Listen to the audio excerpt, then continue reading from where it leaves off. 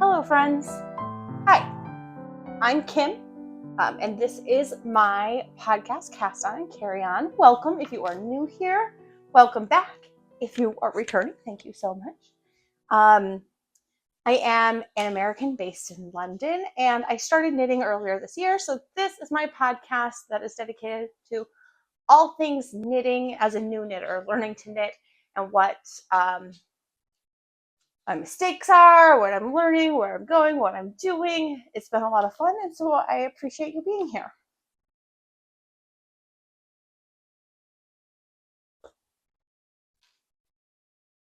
That's a new tea. It's not bad. Anyway, today I want to talk to you about the internet and what the internet can do. Specifically, I have been radicalized by the internet lately about moths. Okay, so it started with Celine in Woozy by Celine doing just like a day-to-day, like one of her vlogs about her day, and she was making anti-moth bags. Cute, great, good start. Then it was, goodness, what is the name of that the video podcast I watched? Breathing Yarn. Isabella from Breathing Yarn did a full episode about finding a moth in her apartment and going through an entire process of moth removal. You know, like what she did, how she had, what she was doing. It'd been months, she hadn't seen any. They got in moth traps. Whole episode about this. Okay, number 2. That was my number 2. Number 3 was, I'm not sure if it's Kate or Katie. I'll link her, I'll put it up on screen. I think it's Katie Snooks, but I'm not 100%, who is another knitter here in London. And she put up a video. I don't know how old this one is, and I actually haven't even fully watched it yet, but there was a video that was like how I'm changing my yarn storage and why I'm terrified of moths. Okay, so that was number 3. So I've gotten like these 3 things in my brain about moths. Then my Instagram starts advertising. I didn't even talk about moths, you guys. Okay, didn't mention it. Just watched a couple of videos, yarny videos, that talked about it. So Instagram starts sending me these "it's moth season in London" pieces, like ads, like starts targeting me that way. So now I've like got this in my brain. And then I remembered that when we were looking at this house that we live in here in London and touring it for the first time, our estate agent pointed out some carpet damage upstairs in my husband's, what is now my husband's music room, and said that's moth damage. I don't know if that's true or not. I don't know what moth damage looks like. I have a general idea, like the little holes in clothing. That being said, my entire life, I've gotten tiny little holes in clothing that just pop up, just like one. I always like assumed it was from the dryer. Are those holes, have they always been from moths? I have a linen shirt upstairs that I bought last year. It's got one tiny little hole right there on my boob. Great. One, though. One hole. I've not seen any other holes. Just that one. Is that from moths?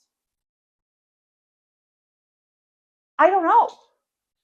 I don't know. And so I come to you with this video about moths and moth prevention and what I'm doing, what I've bought to help me prevent moths in my home, or at least in my yarns, okay, and my knits. I mean, I prefer them not be in the entire house. That would be preferable, you know, but I live in London and they don't believe in screens on their windows. There's no screens on windows here. I don't get it. I had to get a screen to go over my back door, like that fully opens for the dogs. Had to get like a screen on that and put it on myself because no one here believes in screens. Not a big fan of bugs. But anyway, okay, I digress. I bought a bunch of stuff. Before I really dive into this, I do want you to know I have no qualifications. I have done zero research outside of watching those videos and seeing those ads. Excuse me. I'm basing fairly heavily on like what Celine did. But I did learn some things thanks to Isabella. And I also went onto Amazon and I typed in moth prevention and I bought some of those things. I also have, you know, I think everyone, don't know where we've heard it, how we have it, have some general, sorry, I just thought of a really, I'll tell you the joke in a minute. Thought of some general knowledge about moth prevention with like moth balls and cedar chests and that kind of thing, right? So that's what today's episode is going to be about. I'm going to be talking about everything I bought, and then I'm going to be making some little moth prevention bags, and we're going to go from there. Okay. So, excuse me. I was excited about this incense, but it is like just hitting me like right in the back of the throat right now. Like, ugh. So I might be a little phlegmy, which is gross. And apologies, that was oversharing. Oh shit. Okay. Pardon me. Pardon the language. Part of the dogs barking. I'm going to give them a chewy and get them to leave me alone.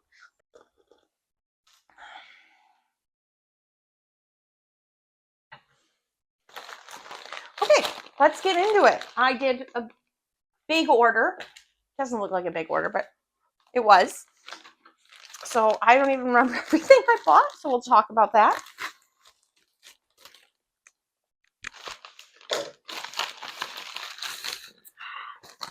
Nope.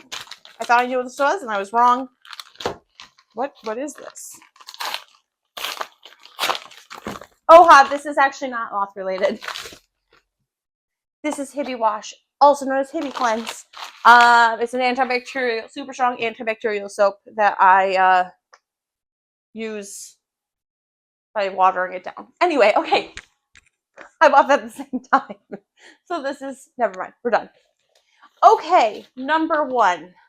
This is how this arrived. Open, torn up inside, but looks like it's okay.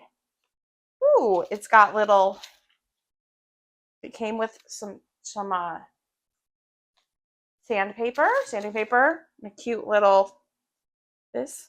Apparently, I bought this from Eco Kiwi, which is a small UK company making everyday eco-friendly products to save our customers money. Came with 2 little bags. And really what this is it's cedar balls. So, a bunch of cedar balls.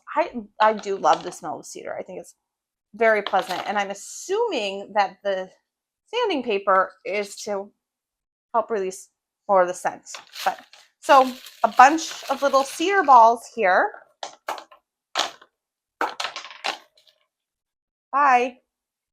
Okay. So that is step one. I'm going to scatter cedar balls everywhere.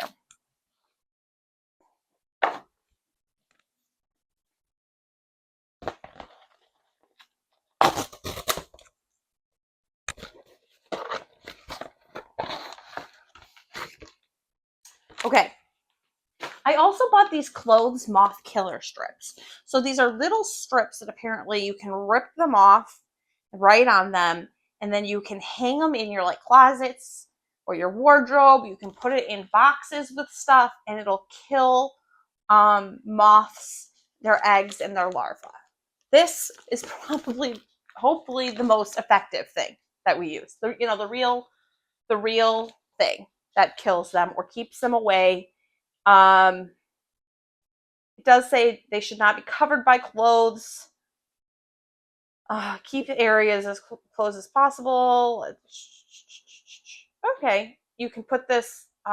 You put it on top of your clothes in your drawers. So I have some boxes upstairs that I have some of my yarn in. I can put this on top and it'll do this. Great.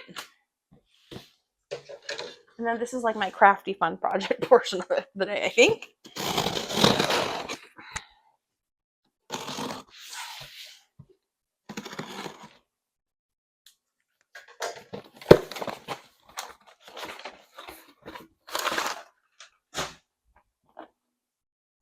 Bought some moth catchers so I can know if I have them. I don't know if I have them yet, guys.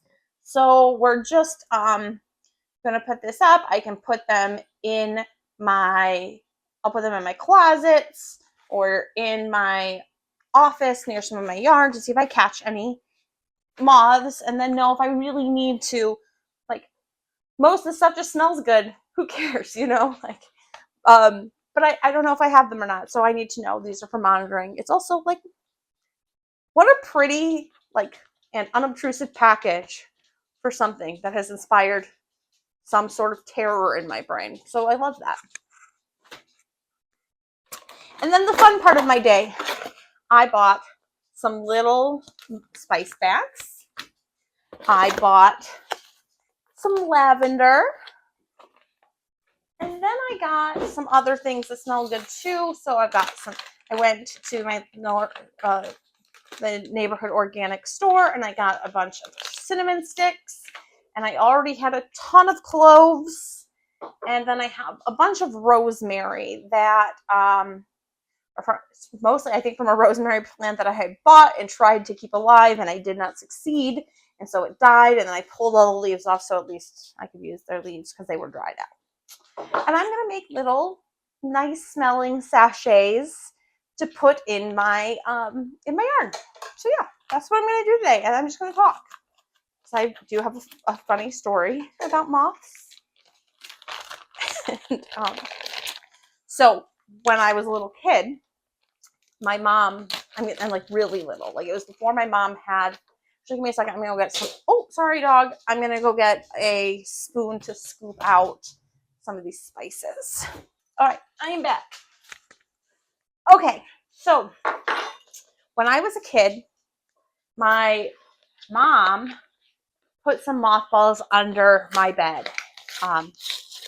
And she told me, she was like, hey, we're putting these under the bed, don't touch them, And that's all fine and dandy. I was like 4 or 5 tops, probably. I cannot open lavender. What? Oh, there we go. I got it. It smells so nice. So even if this is not effective, it's going to smell good, and that's nice too. Okay.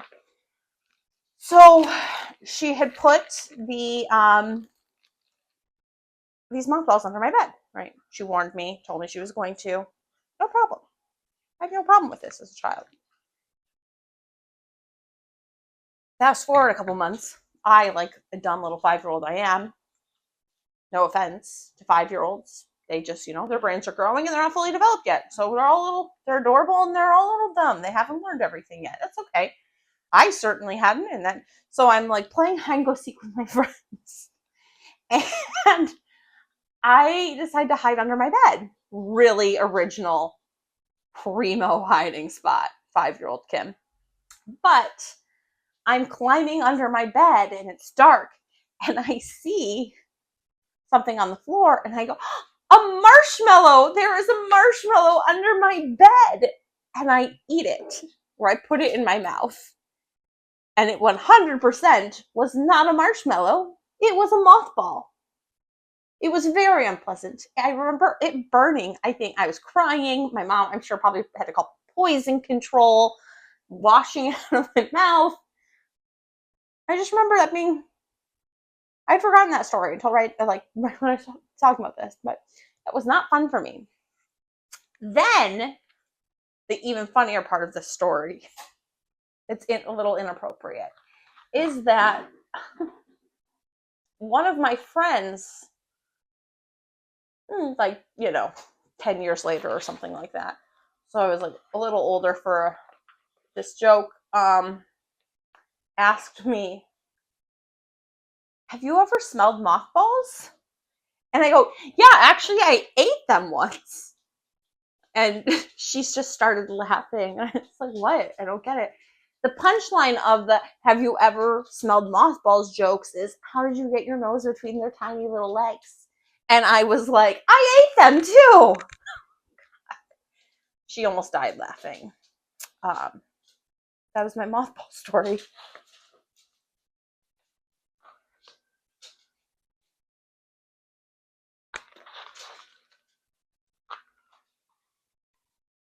I love lavender. I'm actually going to make extras of these and just put them in my lid with my linens too, so my pillowcases smell like lavender. Nice. So what Celine said was that you just, do strongly scented things. They don't like them. I don't know, again, how true that is, but I'm embracing it. I'm embracing it. Plus, this is just a fun, wholesome little thing on a day where I'm not feeling that great, I don't know. It's finally cooled down here, which I love. But my body's reaction to that is, and it's going to get hot again, I think, later on. But my body's reaction to that is to be like, I love the way cloves smell. Is just to be like, yep, you don't feel good. So I've spent most of my day just honestly sleeping. Just because I don't want to just feel crummy. Which is why I'm drinking a cup of tea and doing something chill like this. I did go and see a movie last night. I saw, my husband and I went to see Weapons with some friends. And I went in with like no idea of what this movie was. I had not watched the preview. I knew it was like a horror. I like horror movies. My husband doesn't. So that's, I think, part of it. He invited me along because he was like meeting up with some of like his friends. They're not like just his friends, but I mean, like, he was meeting up with a group of guys and asked me if I wanted to come along. And I was like, sure, why not? Sounds fun. And so we met up with some of our friends for this movie. And I went in almost completely blind. I knew it was horror. I knew I had seen a headline on Slate that said, why did the children disappear at 2:17? You're not going to like the answer. And I was like, oh no, I'm not reading anything else. How dare they? What kind of spoilers? And then my friend was like, no, that's like straight up the story. Like, it's about kids that disappear and they're trying to figure out why. I thought the article was going to be something political. It wasn't. It was just a movie review. So I loved it. I had so much fun. It was so fun. Now, like, there was a weird clown element that popped up a couple times that really didn't have much to do with anything. Take it or leave it. I also have a clown story about that same bedroom under that same bed, which I'll tell in a minute. But I loved it. It was like creepy. It had some jump scares. It had some tension. It was also hilarious. Like, I didn't expect to laugh so much. There was some like really weird dark humor. Just a warning. Just like absurdist dark humor. I really enjoyed it. It brought me a lot of joy. I think I started thinking early on in the movie, I was like, I'm going to really like this. My husband, on the other hand, started thinking very early on, I'm going to hate this. I hope this movie isn't very long. And it's like 2.5 hours long. So he sat through 2.5 hours of a movie he did not like and thought was very boring. Whereas everybody else in the group I was with loved it. One of my friends was like, okay, I'm going to score this. I have to wait. He scores movies. Like, I'm going to wait and I'll report back tomorrow, but I'm pretty certain that this is going to be a 10 out of 10. I had so much fun with it. So I would recommend it if you like horror, but it also wasn't the scariest. There was some, like, there's so many different types of horror, I especially don't like, I'm not a torture porn person, You know, like I watched the Saw movie when they first came out, or the first one and the second one, I think, and I don't think I watched any more. It's not my thing. Okay, it's gross. Don't like it. I like especially like supernatural thrillers, hauntings. Love Mike Flanagan, everything he's done on Netflix. I'm really sad that his contract is over and he's not making things anymore, but he is making a new movie. I saw the preview yesterday. Love that. So yeah, I recommend that movie. And now for my just a random ramble. For my clown story, some important background is that my mom also is a crafty woman. Probably where I got a lot of this from. She used to make, like, she would sew clothing. She made me some stuffed animals. She, of course, knits and crochets. She like for a while would crochet these super cute, I should have her teach me how to do this. These super cute bags that were like Santa heads and snowman heads. Everybody loved them. She actually, like, one time I think like crocheted up a bunch of them and like got a booth at a craft fair and sold them all. They're so cute. She would make them for all my teachers, and she also made these amazing homemade caramels. And so she would like make these Santa head bags or pumpkin, or you could do pumpkins, but or these snowman head bags and fill them with caramels, and we would take them as like Christmas gifts to our teachers. So cute. And then people would stuff them using Christmas tree decorations and things like that. Again, not the point of the story. She made me a stuffed animal. It was a swan, and it had a music box in it. So when I was like, again, 5 or 6, I had a friend that was spending the night. She lived just down the road, so I walked with her to get her stuff. She was, I think, 13, and just our neighborhood was small and just had like not a ton of kids my age. So like I had a couple like friends nearby that were older. They also like sometimes babysat kind of thing. So she was going to spend the night. We went to her house so she could pack, and I was waiting downstairs for her to pack. This smells lovely. Lovely. Okay. So I was waiting downstairs to pack while she packed her bags, and her mom was watching it, the original It. And it was the very opening scene, which, by the way, I have not watched the original It, and I only watched like after this experience in my life, I only watched this movie like 5 years ago. So it took me like 30 years to watch this movie after this happened to me. Okay. So she's watching it, and it is the opening scene with the little boy and the playing with his little boat in the gutter in the rain, and it goes down into the sewer, and there's a clown down there, and he's like, "Hi, little boy, I have your sailboat. Come get your sailboat." And he eats him. In my 5-year-old brain, I knew that. It's not like they show it, but I knew that's what happened. And also, I'm like an anxious kid. I'm still an anxious adult. So, yeah, I know this.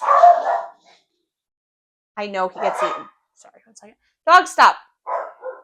So in the movie, while they're playing this, while this is happening, they're playing happy clown songs, right? Like happy carnival-esque music, do do do do do do do do, or whatever. And I don't think much of it at the time. It's fine. I get it. And then we go home, and this is like the same night. I don't know how this happens. And we get to my house, and I jump on my bed, and the stuffed swan that my mother had made me is underneath my bed. And I bump it when I jump on the bed, and the music box starts. because it was like one of those press music boxes, like, you know, like Tickle Me Elmo, you'd like squeeze his hand, and you'd be like, ha, ha. So it's like that. So I bumped the music box and it started. And I kid you not, the music box starts playing from underneath my bed, and it's the same song that was playing while he ate the little boy and stole the little boy in this movie. And it's coming from underneath my bed, and I lose it. 100% unconsolable, sobbing. I'm convinced this clown is under my bed. It's going to eat me. My friend, I don't know how she calms me down. Actually, she told me this little stroke of genius she had was like, I was the actor that played the clown in that movie. And I can promise you it was fake. That little boy, I know him. He is fine now. It was me. It was just pretend. And that like worked and calmed me down. I was terrified, you guys. Terrified. I only told my mom that story like within the last couple of years too. It's just really funny. All right. Let's see. How many of these do I need right now? 1, 2, 5, 6. All right. 1, 2, 3, 4, 5, 6. Okay, I've got the 6 that I'm going to need.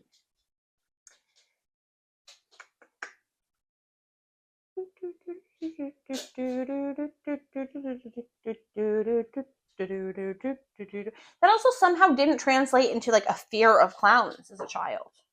Like I know a lot of kids are afraid of clowns. I was not. Just that one moment of time and my absolute refusal to watch the movie until like 5 years ago, which I then found it disappointing. So because it A, wasn't that scary, and B, I didn't like the ending. I just like don't get Stephen King very well. I can't read him. I can read his pen name, Robert Ludlum. Love Thinner and The Running Man, but can't read his. I mean, he uses a different writing style. Everything that's fine, and I just like prefer his pen name writing style to his original. That's fine. That's fine. I one time posted that like someone was talking about it, and I was talking about I don't like Stephen King. Blah, blah, blah, what I just said. I'm not gonna repeat it. And so I posted this on Facebook in a conversation about like Stephen King, and some guy I knew sort of then chimed in and basically said, well, it's because it's his pen name and he uses a different style for that. And I'm like, no kidding. That is literally what I wrote. I wrote it. Like this was taking mansplaining to a new level. It wasn't just explaining something to me that I knew. It was restating what I had already said. Like, no shit, Sherlock. I mean, that is what I said. Anyway. I'm going to go put these away in my spots. I'll show you how I kind of store, just really quickly. I'll show you how I store some of my yarns right now. And then I'm going to go ahead and pop these in. I'm going to put these up. I'm going to throw some of cedar balls in as well and get all protected.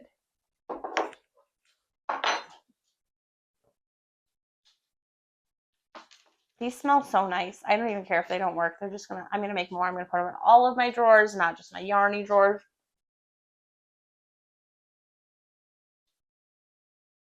Love it. Okay, this is my office / craft room. And I have 2 spots where I store my knitting stuff. Hi, Scylla. Okay. The first is over here. I bought this shelf to like store our camping gear, and then it also is the perfect place to hold some of my knitting stuff. So I have these 2 baskets. These are like my soon to be used or nicer yarns. And then I also have these stairs for my little dogs to get up on that. And so these open up, and I've got all my yarns in there. So these are ones I haven't used yet. These are scraps. And then these are like some of my little bags. You can't really see because it's dark, but the bags that have like projects together. I don't know.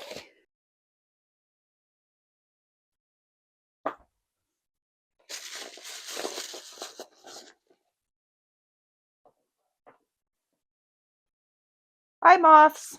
Thank you so much for hanging out with me while I did a little kind of crafty thing, which was just nice to do something a little different and make my home smell nice. I love nice smelling things, so even if they don't keep the moths away, I'll be happy.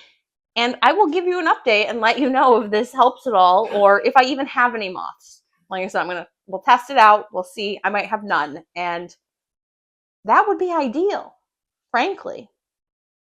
If you've watched this far, thank you so much. I appreciate it. Sorry, my dog is sneezing. I really appreciate you. If you would like to, feel free to follow me or like the video. And I'll also link my some of these products in my description in case that's helpful for you.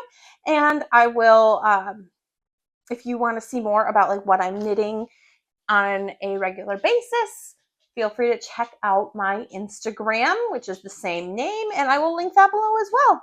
All right, have a great week, and I will talk to you all later. Bye.